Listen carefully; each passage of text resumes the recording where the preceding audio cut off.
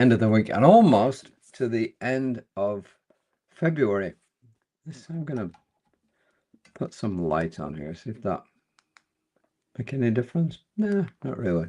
So the quote for the day is from Grandma Moses, and it really does fit in with the reading, actually. She says, and life, and she capitalizes it, is what we make it. Always has been, always will be. Life is what we make it. Always has been, always will be. And this is the penultimate message. Oh my God. Hang on a second. Why does it do that? This is the penultimate message from Rev Raymont, who says, values birth possibilities. Values birth possibilities. And Gandhi, this is a famous quote from Gandhi. And I used to have it pasted up somewhere in the house. I don't know if I still do. Your beliefs become your thoughts. Your thoughts become your words. Your words become your actions. Your actions become your habits. Your habits become your values. And finally, your values become your destiny. And that was none other than Gandhi. And Ernest Holmes says, religion is a human idea of God, and the Bible is a written declaration of the belief in God. But it is only one explanation and cannot be considered the only light on religion, for there are many others which, taken together, weave the story of truth into a complete and unified pattern. So he's saying here that there's lots of sacred literature out there, and when you add it all together, you get a much bigger picture of the all. And that's Living Without Fear, page 33. This is Reverend Raymont, who says, well, what do you own that you truly cherish? So when I read that, I started thinking, beyond people. You know, I said beyond people, because obviously we cherish a lot of people. But what do I cherish a bunch of things. Is it of monetary or sentimental importance? I would say it's a bit of both in my case. He says, as a sentimental person, I've accumulated quite a few things that I hold dear. Letting go of them is difficult, but the alternative is gradually becoming a hoarder. Sometimes we need to re-examine our value system to determine if a particular value still resonates with us or if it's time to adopt a new set of values. So he's moved here from things to values. I guess in a sense, values are still things, right? For example, he says, do you value the truth? How do you know that you do? Saying it's one thing, but living it's another, especially when it's easy to be seduced by the dopamine hit we get from our engagement on social media. And often the more emotional the interaction, the more the algorithm sends us what it believes will keep us hooked, even if it may not be factual. Cue the misinformation, disinformation, and malinformation trio. I don't really use social media. The way I use social media is normally for information and also to get out my message every day. I don't really use it for an awful lot more, but I do get a lot of crud that comes in, so maybe I'm not seeing everything. Then he says there's metaphysicians, and I would say metaphysicians are people who see beyond the immediate truth, who see to the bigger picture of life.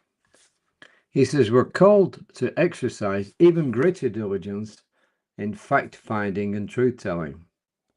Many hold the mental equivalent that says they experience life because of God, the devil, the stars, fate, and other causes, whereas we understand that the thoughts we think and the emotions we feel are what the law, the universal subjective mind, receives and acts on in the creation process. He's not saying here that when we experience life because we live, And obviously, there is a cause to life. And he's not talking about God in that sense. He's talking about day-to-day experiences. What is actually possible when we create from a solid foundation of values and morals? What is possible when we're aligned with those values, when we're effectively living into the vision? So in other words, what he's saying is, as you probably realize, do we have values? Yeah, we all have values, I'm sure. Are we living those values? And when we truly live those values, how does it impact not only our lives, but the lives of all around us and potentially the life on the planet? So, do you have values? Are you living your values? Do you know what the impact of your values is? And if you preach to others, especially, are you living your values? Just like when I teach a class, I never claim to be the expert in anything. I'm about, in several weeks' time, I'm going to start my world religions class online on Zoom. Is this a plug for it? Not really, no. Well, it could be, but not really. But the point is, because I cover so many religions, the odds are great that somebody in my audience will know more about particular religions than I do. And that's good. And maybe some of the stuff that I've collected, albeit from theoretically reliable sources, may not be totally accurate, or it's more likely that somebody doesn't see that religion from the same viewpoint that I see it. So I don't believe in experts. I think I told you before the definition of an expert. X is something that has been, and a spurt is a drip under pressure.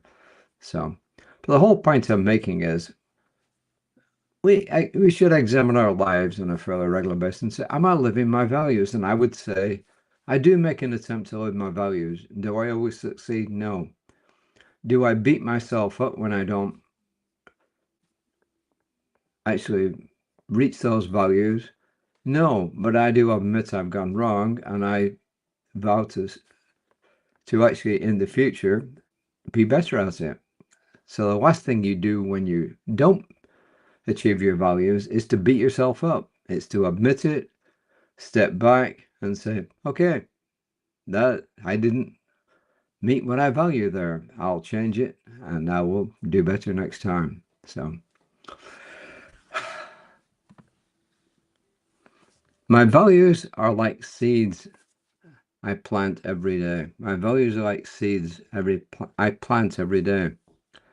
And then I'm going to change a little bit. My values give me broader possibilities because they're rooted in principle and divine wisdom, guiding my actions and my reactions. So take your pick. Please tune in to Reverend Lisa, my colleague, on Creative Life Spiritual Center's Facebook page tomorrow around 9:15 a.m.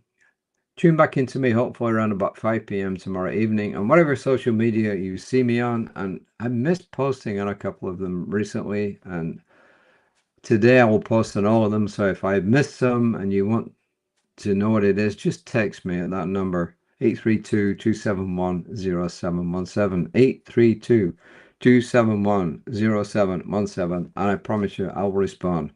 So, or they're actually saved them for, I think, at least a couple of weeks now on the Facebook pages that I post to. So there you are.